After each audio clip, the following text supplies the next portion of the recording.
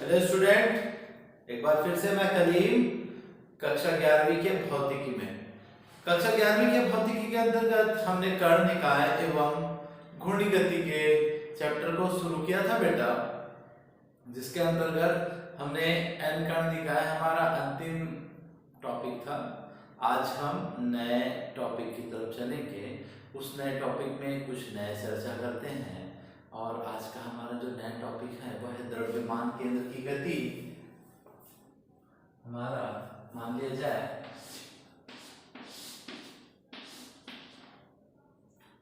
ये कोई निकाय है, ठीक है, जिसमें एन कण निकाय बहुत सारे कण हैं जिसकी मूल बिंदु से जो दूरी क्रमशः r1, r2, r3 and so on, जो पॉइंट है ना बेटा, m1, m2, m3, m4, m5, m6, इस प्रकार से m7 करके n कणों से मिलकर बना हुआ है, ठीक है, जिसकी मूल बिंदु से जो दूरी है, जिसकी मूल बिंदु से दूरी क्रमशः r1 माना कि द्रव्यमान का कोई निकाय है जो असंख्य कणों से n कणों से मिलकर बना हुआ है, जिनमें प्रत्येक कणों के द्रव्यमान m1, m2, m3 dash dash dash dash mn है तथा उसकी अक्ष से संगत दूरी क्या है बेटा, r1,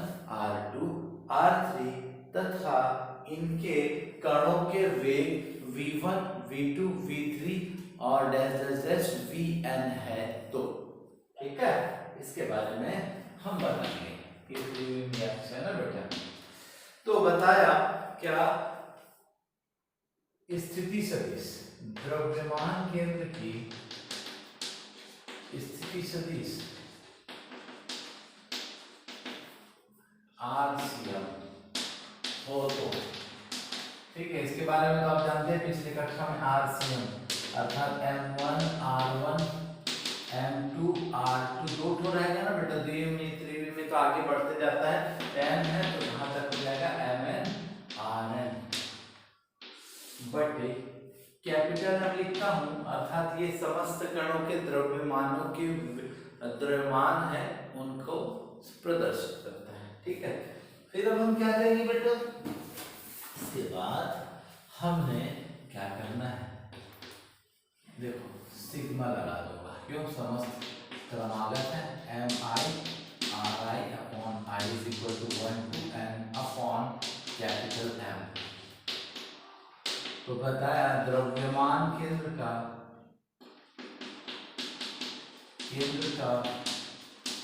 वेग VCM है। तो बेटा इसको एक बार अवकलन कर देंगे, समझ लीजिए, है ना। इसको कैसे करेंगे, देखो RCM d by D T is equal to 1/m, इसी को देखिए d by D T R1, M1 बाहर आ जाएगा इसका, ये वाला M1, ठीक, plus M2 d by D T R2 and so on Mn d by D T Rn। देखो बेटा, ये स्थिति में परिवर्तन की दर, और स्थिति में परिवर्तन की दर को ही वेग कहते हैं, हो जाएगा VCM और 1/m M1 V1 M2 Mn Vn, ठीक है। पुनः द्रव्यमान केंद्र का त्वरण, देखो बेटा यहाँ पर तात्पर्य ये था कि मैंने यहाँ पर एक बार अवकलन किया है, स्थिति में परिवर्तन की दर को ही वेग कहते हैं, तो मैंने वेग निकालने के लिए एक बार क्या किया है, अवकलन किया है। इसी प्रकार से पुनः अवकलन करूंगा, क्योंकि वेग में परिवर्तन की दर को हम क्या कहते हैं, त्वरण कहते हैं, उस हिसाब से। तो देखो 1/m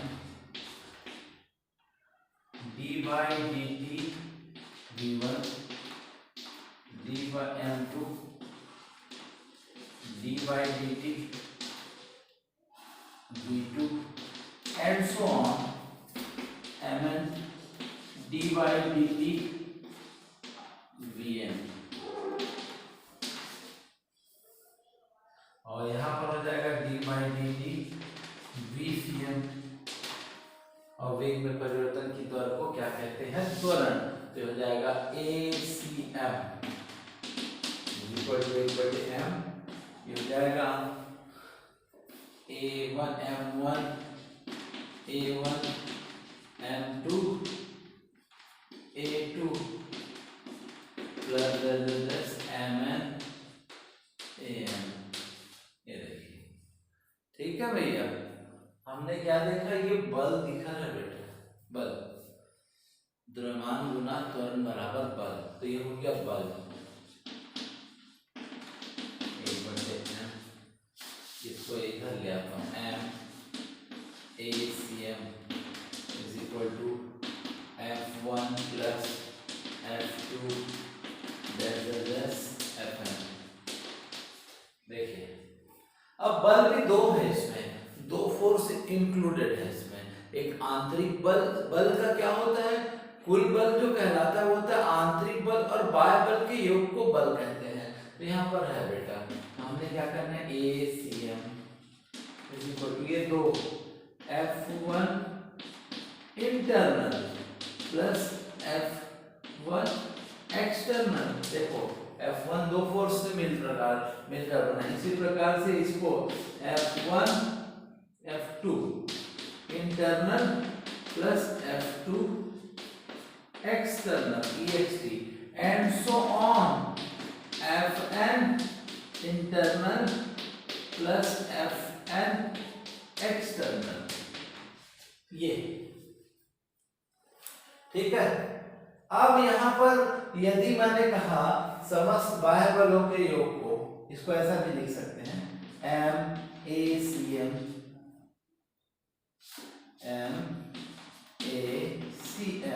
is equal to FI, ठीक है, internal sigma plus sigma FI external I is equal to 1 to n, और यहाँ पर भी हो जाएगा I is equal to 1 to n। इस प्रकार से कर दिया बेटा। तो यदि क्या होगा? बाह्य बल अनुपस्थित होगा, सॉरी आंतरिक बल अनुपस्थित हो तो बाह्य बल केवल बचेगा। ठीक है, क्या होगा? आंतरिक बल, यदि ये वाला जो बल है इसको क्या कहते हैं? एब्सेंट बन गए, अर्थात अनुपस्थित हो, अर्थात शून्य हो, तो क्या बचेगा? m into acm is equal to बाह्य बल। ठीक है, और जब इस कंडीशन में जब बाह्य बल बच रहा है तो उसे हम कैसे लिखेंगे? ये देखो कैसे लिखते हैं, m acm is equal to,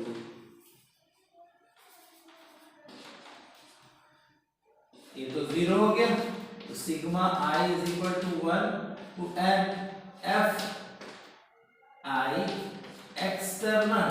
तो केवल एक्सटर्नल फोर्स ही बचा, और इस कंडीशन में जब एक्सटर्नल फोर्स बचेगा तो हमने क्या कहा? यदि बाह्य बल शून्य हो जाता है। ठीक है, अब क्या कहा हमने? यदि बाह्य बल भी शून्य हो जाता है, अर्थात ACM is equal to sigma F external force, sigma FI external force का मान, और बटे में क्या था? m। यदि मैंने कह दिया बाह्य बल का मान भी क्या हो जाता है? यदि शून्य हो जाता है तो त्वरण भी शून्य हो जाएगा। तो इस कंडीशन में क्या होता है? रेखीय संवेग क्या होता है? संरक्षित हो जाता है। इस कंडीशन में क्या होता है? रेखीय संवेग संरक्षित रहता है। यही द्रव्यमान केंद्र की गति का व्यंजक है। आप देख सकते हैं, आप समझ सकते हैं।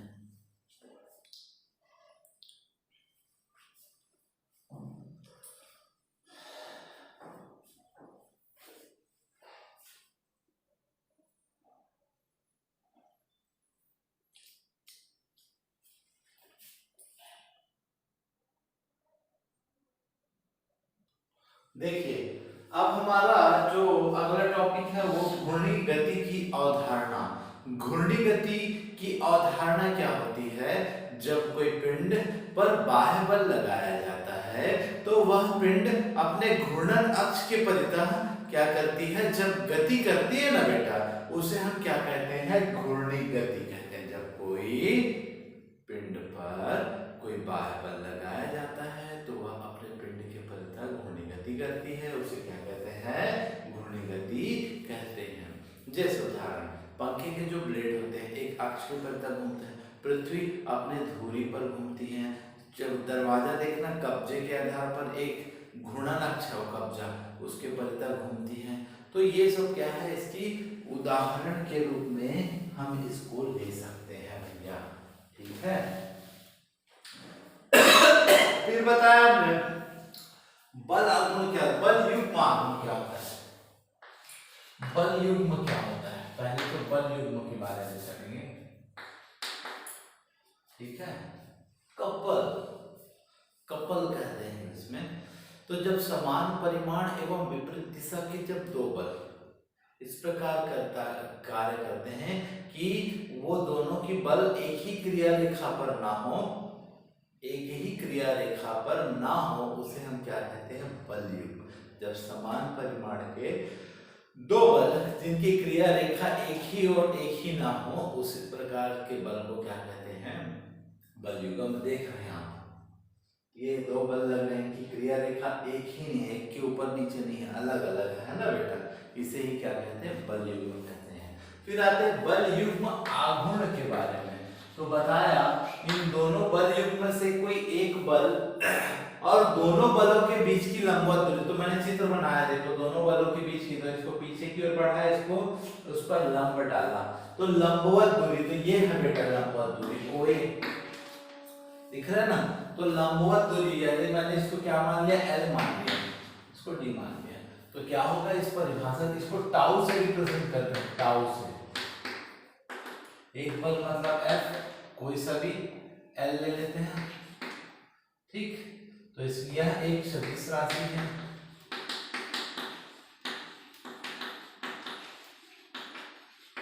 जिसका SI मात्रक क्या है? Newton metre.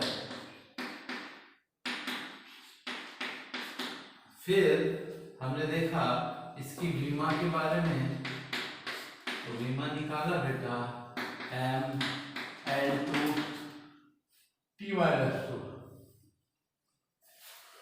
ये थे इसका। अब इसका सदिश रूप को भी जाने,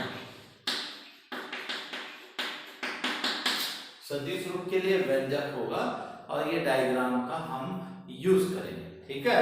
तो इस डायग्राम का कैसे यूज करते हैं वो देखें। समकोण त्रिभुज लेंगे, सबसे पहले सूत्र लगाएंगे टाउ इज इक्वल टू बल गुना बल के बीच की लंबवत दूरी, तो ओ ए दिख रहा है, समीकरण नंबर 1 हो गया एफ इंटू। फिर कहा समकोण त्रिभुज ओ ए बी में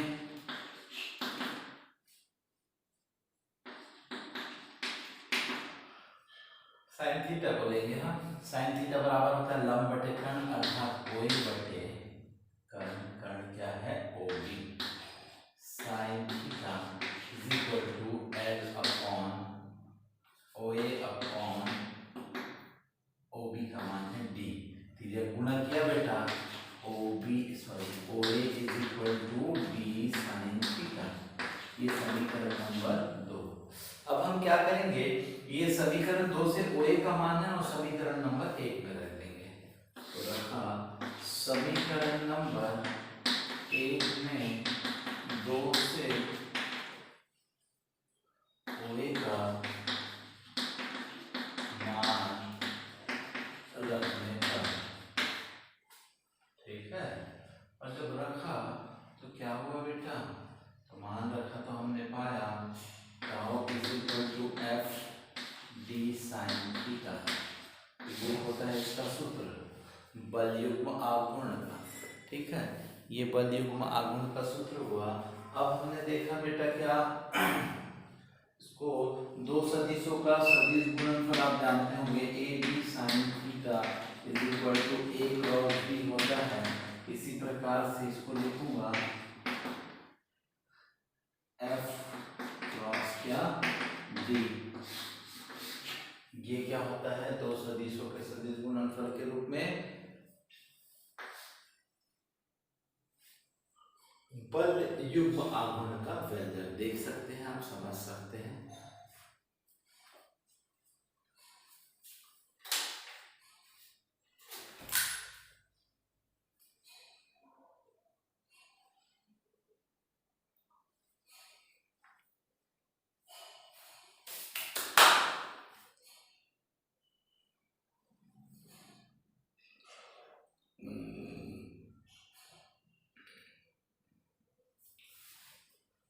तो ये था बेटा आज का हमारा वीडियो। उम्मीद करता हूँ आपको समझ में आएगा। सभी बच्चे प्लीज वीडियो देखते रहें, चैनल को लाइक करें, सब्सक्राइब करिए, अपने फ्रेंड्स को इसके लिंक को भेजिए ताकि मेरे चैनल पर भी आप ज़्यादा से ज़्यादा ग्रो कर सकें। तो आज के लिए इतना ही करते हैं, फिर मिलेंगे एक नए क्लास के साथ एक नए दिन में।